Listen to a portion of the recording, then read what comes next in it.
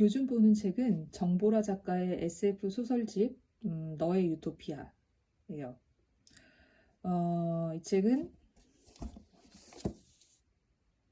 양주 꿈나무 도서관에서 빌려서 읽고 있는데 SF 소설 장르가 사실은 조금 익숙하지 않은 장르예요. 저한테는 일반 소설이 이제 90년대 그 정통 발라드, 신승훈이나 이승철의 정통 발라드라면 SF 소설 같은 경우에는 뭐랄까 그 홍대 인디씬 10cm의 그 느낌 같은 그 좀 종잡을 수 없는 그런 장르라서 사실 이제 몇 년 전에도 그 좀 SF 소설에 도전을 좀 해봤었는데 읽는 거에 쉽지가 않더라고요.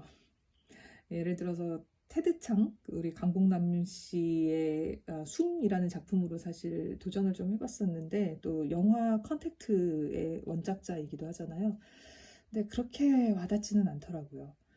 그리고 작년에 사실 이제 넷플릭스에서 3채가 되게 화제가 되면서 중국 SF 소설가들도 덩달아 이제 화제가 됐었어서 왕 웨이렌이라는 중국 작가의 책물곡이라는 작품을 한번 읽어봤었어요. 그거는 굉장히 재밌더라고요.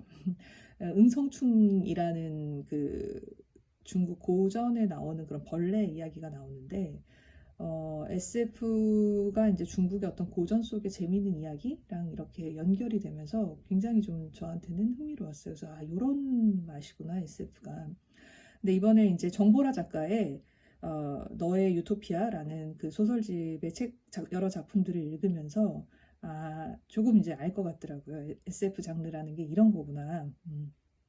특히 그 첫 작품인 영생불사 연구소라는 이 작품은 진짜 읽는 맛이 이런 거구나. 진짜 이건 글로 읽어야 되는 소설이다 하는 그런 생각이 들었어요. 왜냐면 이게 그 굉장히 약간 제가 생각하기에는 사설조? 그 이날치의 별주부가 울며 여자오대 같은 좀 그런 느낌. 뭐냐면 이제 한 5줄, 6줄 정도 되는 만연체 문장들이 이제 쭉 나오는데 이게 쉼표 없이 막 읽는 그런 맛이 있더라고요. 제가 한번 읽어볼게요. 말단이긴 하지만 직급이 농간을 해서 그래도 직함 많은 과장인데 알고 보면 연구소 전체가 직급 뻥튀기가 돼버려서 맨 위가 이사님들이고 그 휘하에 부장이니 차장만 수두룩하니 과장인 내가 제일 막내라 내 밑으로는 일반 사원은 고사하고 대리도 한 명 없다. 게다가 연구소인데 어째서 선임연구원이나 책임연구원이라고 하지 않고 일반 회사처럼 이사니 과장이니 부장이니 하는지는 나도 잘 모르겠지만 그 역시 시키면 하는 거고 명함 파주면 받는 거지 내가 나서서 뭐라고 할 수 없는 노릇인 것이다. 뭐 거기까지는 좋은데 특히 월급 받을 때 좋은데 문제는 일반 사원이 하나도 없으니까 사원급에서 할 만한 온갖 잡일이 이름 많은 과장이고 사실상 말단이 나에게 떨어진다는 거다. 그리고 그렇게 떨어진 첫 번째 잡일이 뭐였냐 하면 영화배우 비읍 씨를 섭외해 오는 것이었다.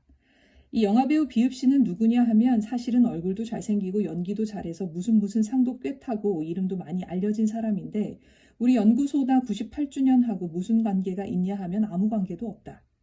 다만 까마득한 옛날에 배우로서 막 알려지기 시작하던 무렵에 불로장생에 관한 판타지 영화에 출연한 적이 한 번 있다는데 영화는 흔적도 없이 쫄딱 망해서 지금은 그런 영화가 있었는지 제목조차 기억하는 사람이 별로 없고 주연 배우들에게도 아마 경력에서 지워버리고 싶은 오점으로 남아있겠지만 어쨌든 불로장생이니까 기념식에 맨 무슨 의사니 박사니 교수라는 사람들만 오는 것보다 영화배우 같은 유명인도 하나 껴있는 쪽이 좀 덜 딱딱하고 연구소의 위상을 생각해서도 그럴듯해 보이지 않겠냐는 것이 비읍 씨를 불러오자는 취지였다. 이게 판소리의 그 사설 같은 그런 느낌으로 진짜 쉼표 없이 이제 숨 넘어가게 읽는 그런 맛이 있어요. 또 이 영생불사 연구소의 후반의 반전을 보면은 이게 어디서 들어본 이게 타령 사설주였구나 싶은 게 이래서 그랬구나 하는 그런 맛도 좀 있더라고요. 그리고 또 이제 한편 너의 유토피아나 여행의 끝 같은 그런 시작부터 SF구나 하는 그런 작품이 있는 반면에 아주 보통의 결혼처럼 읽다 보면은 이게 어디가 SF인가 하는 그런 작품들도 있어요.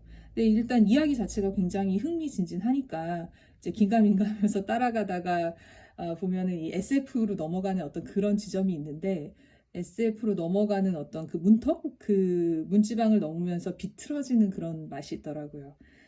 마치 그 어워브 밴드의 백현진의 대리 알바 같은 그런 노래 들어보면 그 여자가 막 소리 지르는 장면이나 또 횟집이라는 그 백현진 노래에서 비명 지르는 그런 것처럼 그 맛을 아는 사람들이면 어떤 기대하게 되는 그런 포인트가 있는 것 같더라고요.